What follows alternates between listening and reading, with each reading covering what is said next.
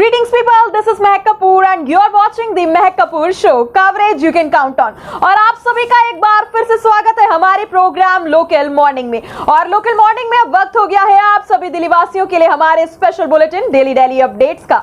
तो आइए नजर डालते हैं दिल्ली एनसीआर की खास खबरों की ओर।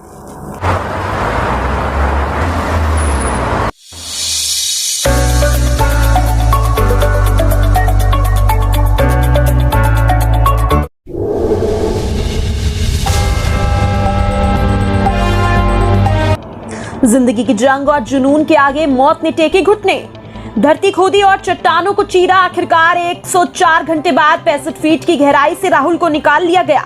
जी हां, जांजगीर चांपा जिले में बोरवेल से निकाले गए राहुल की हालत स्थिर है। उसे विशेषज्ञ डॉक्टर की निगरानी में एम्बुलेंस के जरिए बिलासपुर जिले के अपोलो अस्पताल में भेजा गया है। इसके लिए लगभग 100 किलोमीटर लंबा ग्रीन कॉरिडोर बनाया गया। पत्रकार धर्मेंद्र चाहर की रिपोर्ट।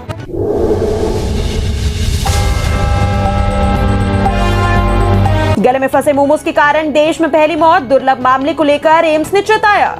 मोमोज खाते वक्त लोगों को सतर्कता बरतनी चाहिए, लापरवाही बरतने पर जान भी जा सकती है। नई दिल्ली स्थित अखिल भारतीय आयुर्विज्ञान संस्थान यानी एम्स के फॉरेंसिक विशेषज्ञों ने पोस्टमार्टम जांच के बाद देश में ऐसे पहले मामले का खुलासा किया है। डॉक्टरों के अनुसार एम्स के नजदीक दक्षिण दिल्ली स्थित रेस्टोरेंट में बीते दिनों 50 वर्षीय व्यक्ति मोमोज खा रहा था, जिसके कारण मोमोज गले में फंसा और उसकी मृत्यु हो गई। पत्रकार गगनदीप सिंह की रिपोर्ट।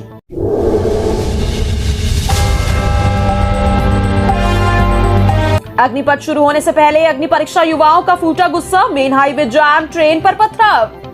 सेना में भर्ती के लिए केंद्र सरकार की अग्निपथ योजना का बिहार में विरोध शुरू हो गया है। रक्षा मंत्री राजनाथ सिंह द्वारा अग्निपथ योजना की घोषणा करने के अगले दिन ही यानी बुधवार को जगह जगह प्रदर्शन शुरू कर दिए गए। प्रदर्शनकारियों ने बक्सर में रेलवे ट्रैक जाम किया तो मुजफ्फरनगर के माड़ीपुर में आगजनी की ओर सड़क जाम कर दी गई। पत्रकार धर्मेंद्र चाहर की रिपोर्ट।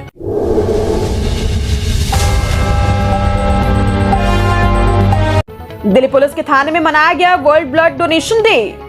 दिल्ली पुलिस द्वारा 14 जून को ब्लड डोनेशन डे मनाया गया, जिसमें साउथ ईस्ट के थाना न्यू डिफेंस कॉलोनी के पुलिस स्टेशन के थाना प्रभारी श्री सुमन कुमार एवं उनके स्टाफ द्वारा दिल्ली के फोर्टिस अस्पताल द्वारा थाने में ब्लड डोनेशन कैंप लगाया गया, जिसमें थाना प्रभारी सुमन कुमार और सभी स्टाफ ने अपना रक्तदान किया और लोगों को भी इस कैंप के बारे में जागरूक किया। पत्रकार करण खुराना की रिपोर्ट।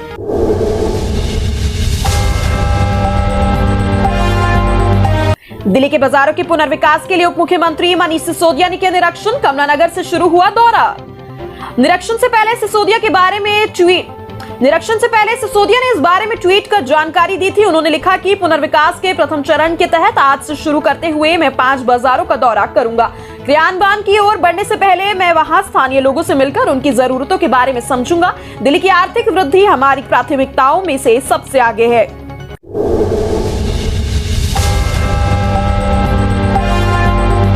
दिल्ली के एचडीएफसी बैंक के एटीएम में लूटे कैश, बदमाशों को पकड़ने के लिए पुलिस ने शुरू की जांच।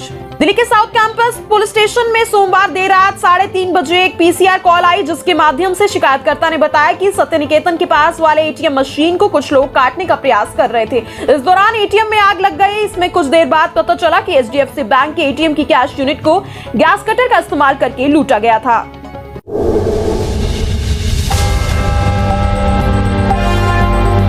किरण बेदी से खफा सिख समुदाय, कालका बोले देश की महिलाओं को बचाने का गौरव हमारे नाम, माफी मांगे नहीं तो।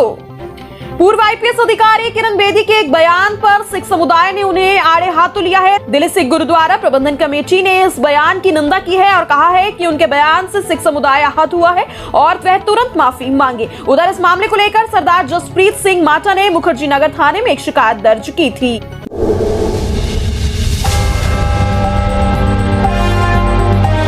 दिल्ली में अगले 6 दिन नर्म रहेंगे गर्मी के तेवर, बारिश की संभावना, येलो अलर्ट। राजधानी को भीषण गर्मी व लू से राहत मिलने के संकेत है। पश्चिम विक्षोभ की सक्रियता को देखते हुए मौसम विभाग ने अगले 6 दिनों के लिए बारिश के साथ येलो अलर्ट भी जारी कर दिया है। पूरे सप्ताह तेज हवाओं के साथ बारिश का दौर जारी रहेगा व गर्मी से राहत मिलेगी। इस कड़ी में मंगलवार को भी दिन भर बादल छाए रहने की वजह से 13 दिन बाद पारा 40 से नीचे पहुंचा। इससे लोगों को राहत की सांस मिली है।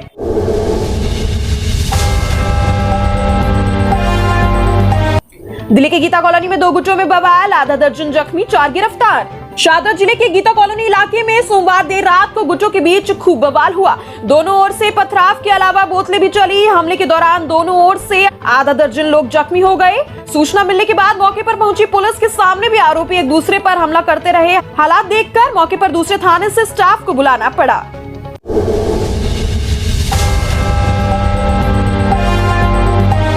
युवराज से तीसरे दिन भी मैराथन पूछताछ, गिरफ्तारी की अटकलें रही। राहुल बोले लगता है रोजाना पड़ेगा। नेशनल हेराल्ड केस में तीसरे दिन भी राहुल गांधी पूछताछ के लिए ईडी ऑफिस पहुंचे। दोपहर 12 बजे से उनसे पूछताछ की गई, जो देर शाम तक चली। कुल मिलाकर अब तक राहुल गांधी से 30 घंटे से ज्यादा की पूछताछ हो चुकी है।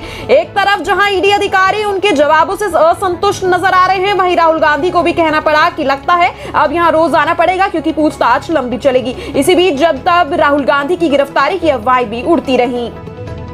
रोजाना दिल्ली की खास खबरों से जुड़े रहने के लिए चैनल को लाइक, शेयर एंड सब्सक्राइब करना बिल्कुल ना भूलें। और आप हमें कमेंट सेक्शन में अपने स्टेट और एरिया का नेम जरूर बताएं, जिससे हम आप तक आपके एरिया की न्यूज पहुंचा सके। और अगर आप भी अपनी न्यूज हमारे साथ इस बुलेटिन के माध्यम से दुनिया तक पहुंचाना चाहते हैं, तो डिस्क्रिप्शन में दिए गए लिंक के द्वारा आप हमारे सोशल मीडिया चैनल से जुड़ सकते हैं। और आज के लिए बस इतना ही। आपसे फिर मुलाकात होगी लेटेस्ट अपडेट्स के साथ इसी शो लोकल मॉर्निंग में, only on the Mahak Kapoor show. Coverage you can count on.